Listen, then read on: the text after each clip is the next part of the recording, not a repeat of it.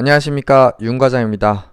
예, 오늘 코스피 정말 뭐 저희를 가지고 노는 건지 하루는 올랐다 뭐 내렸다 올랐다 내렸다 하면서 3천선에서 계속 저희를 약올리는 것 같습니다. 오늘 다시 또 1%가 내려가지고 3043으로 이제 마감이 됐고요.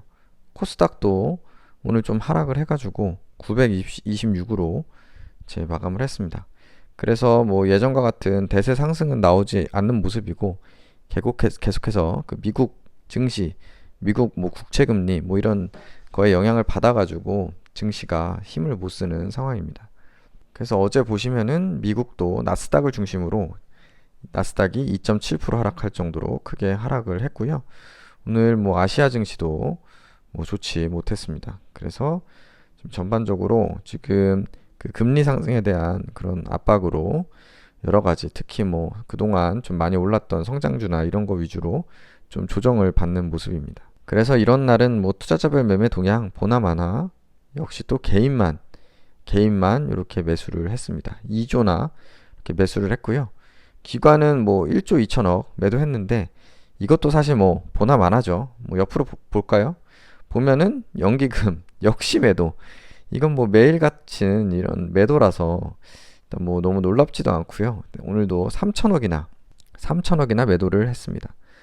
그래서 당일 추이 보시면 개인만 계속 샀고 오늘은 외국인 기관 계속 매도를 했습니다. 그나마 다행인 건 지수가 좀 오후 들어서 약간 반등을 한 거가 그나마 다행이 아닌가 싶습니다. 코스닥 같은 경우에는 반등폭이 커가지고 그래도 많이 회복하면서 마무리를 한 게 불행 중 다행이 아닌가 그렇게 생각이 듭니다. 그래서 대형주 보시면 어제까지만 해도 뭐 올랐다고 좋아했는데 뭐 오늘 보시면 삼성전자부터 기아차 뭐 할 거 없이 전부 다 거의 2% 수준으로 하락을 했습니다. 참 너무 슬퍼서 뭐 여기서 대응할 것도 없어서 특별히 뭐 볼 게 없을 것 같습니다.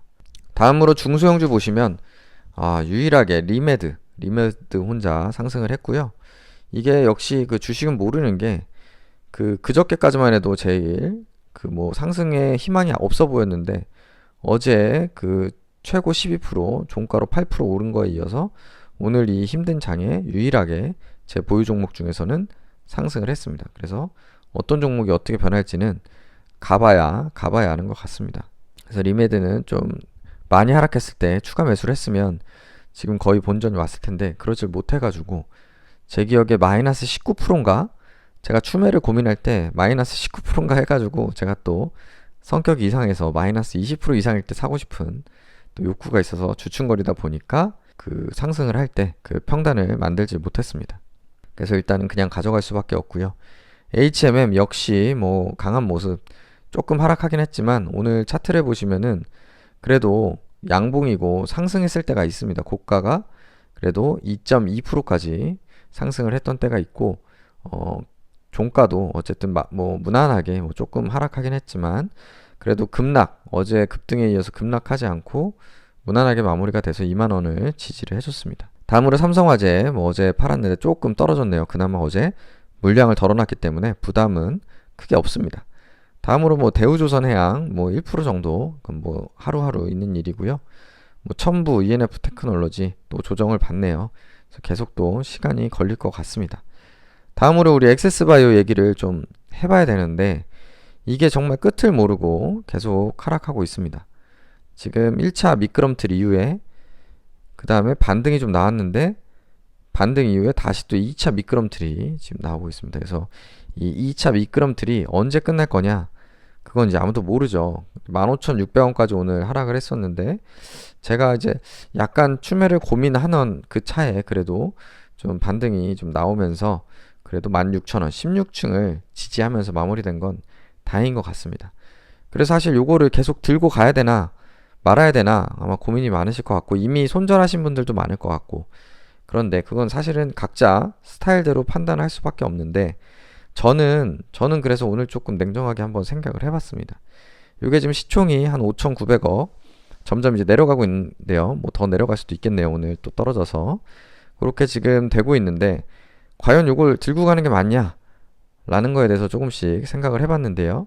우선 굉장히 좀 조심스러운 얘기인데요. 왜냐면 뭐 이거 말을 잘못하면 또 무슨 세상이 망하라는 거냐? 뭐 그렇게 이해하실 수 있는데, 그게 아니라, 그런 말이 아니라 저희가 이제 주식 투자를 하는 입장에서 보면, 좀 냉정하게 이 상황을 보면, 일단은 엑세스바이오가 진단키트 주기 때문에 어쩔 수 없이 이 코로나 상황하고 연관이 될 수밖에 없는데, 지금 이렇게 지금 떨어진 이유는 백신 때문에 이제 검사 수가 줄어들 거다, 들 거다라고 해서 지금 계속 하락을 했는데, 일단 백신 지금 접종 비율이 굉장히 높은 이스라엘의 추이를 보면은 어제까지 3월 3일자 확진자가 5,354로 뭐 정확히 뭐 감소 추세가 최근 한 달 이게 확진자인데요.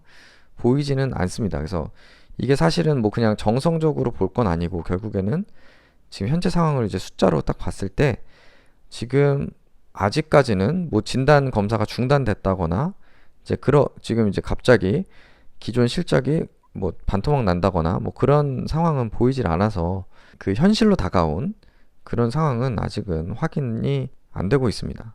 그리고 사실 이런 뉴스도 보면은 뭐 변이 바이러스가 확산이 가속화돼서 4차 대유행도 현실화되나, 이런 이제 기사도 있고, 글로벌 확진자 수가 7주 만에 또 반등을 하고 있다고 합니다. 그래서 계속해서 변이 바이러스가 확산세가 가속화되고 있는 상황에서 좀 우리나라도 조금 걱정이 되고 있는 그런 상황인 것 같습니다.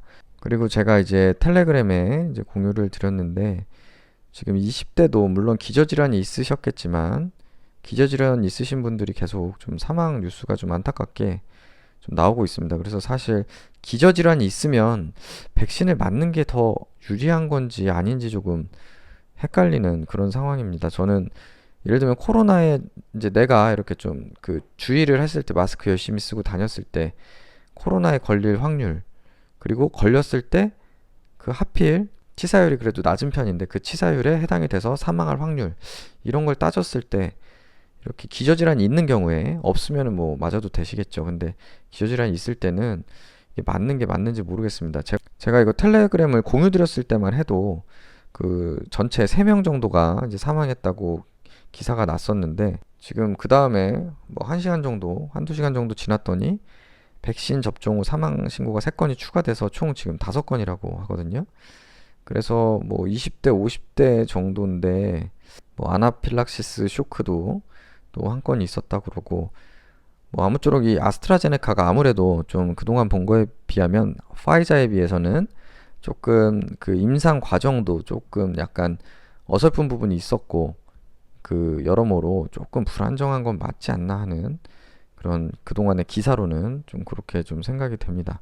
그래서 이스라엘도 제가 알기로 화이자 위주로 접종을 하고 있는 것 같은데, 조금 이런 이슈들이 있어서 좀 걱정은 되는 상황입니다. 그래서 이제 결론적으로 생각을 해보면, 그 지금 이 지난 주말에 그 라이브 방송 때 얘기를 한 건데, 올해 이제 매출액 그리고 영업이익이 정확히 얼마일지는 모르지만 그냥 지금 누적 공시된 금액에다가 곱하기 2만 해서 한 매출액이 대충 5천억, 영업이익이 한 2,600억 요 정도 나온다고 하면은 퍼가 뭐 한 2.2 정도라고 하는데요.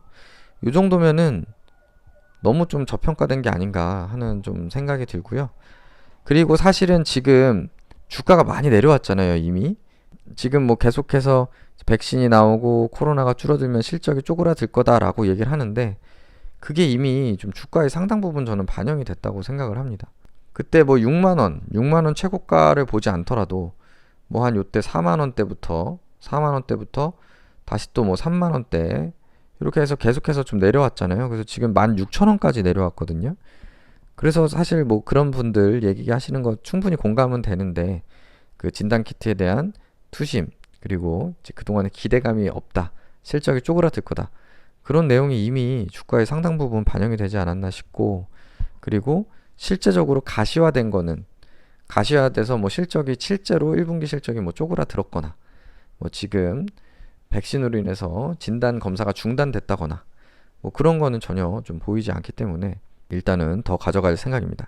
그리고 이제 백신이 끝나고 나서도 앞으로 어떻게 될지 모릅니다. 국가별로 정책이 다를 수는 있지만, 제가 얼마 전에 텔레그램에서 공유드린 바와 같이 영국에서는 그 학령기에 있는 자녀를 둔 가정에서는 일주일에 2번씩 그 테스트를 하도록 지금 정부에서 준비를 한다. 그래서 3월부터 시행한다라고 지금 얘기가 기사가 나온 게 있거든요. 그러니까 이런 식으로 만약에 흘러간다고 하면 나중에 액세스바이오가 홈키트를 승인을 받고 이제 미국도 그리고 여러 나라들이 이제 학교 정상화가 제일 그 급선무라고 하더라고요.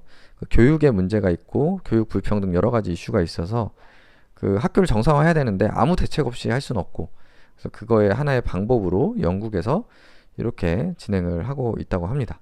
그래서 요거는 제가 영국에 있는 지인한테까지 한번 확인을 해봤습니다. 그래서 진짜냐? 그랬더니 뭐 진짜라고 하네요. 근데 뭐 이거를 뭐 약국에서 사고 뭐 이런 건 아닌 것 같고 정부에서 이렇게 좀 진단할 수 있도록 지원을 해주는 것 같습니다. 그래서 뭐 지금 2차 미끄럼틀로 굉장히 고통스럽긴 합니다. 저도 고통스럽습니다, 사실. 고통스럽지만 그냥 뭐 마늘밭에 묻어놨다고 생각하고 그냥 그 매도를 할 생각은 없고요. 최소한 5월까지는 기다려볼 생각이고 여기서 뭐 15층 뭐 이렇게 가면은 조금 추가 매수도 지금 고려를 하고 있습니다.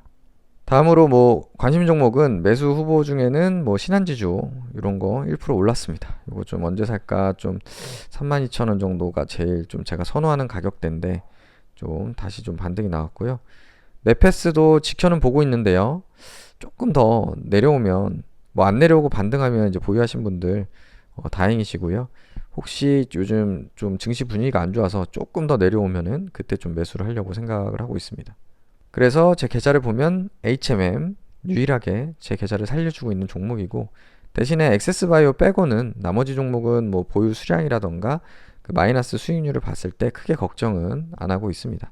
액바만 비중이 크고 마이너스가 커서 좀 걱정이고 그래서 액바는 그래도 아까 말씀드린 대로 5월까지는 갑자기 자고 일어났는데 코로나가 다 없어졌거나 혹은 백신으로 인해서 진단검사 중단 뭐 이런 뉴스가 뜨지 않는 한은 계속 좀 가져가 볼 생각입니다.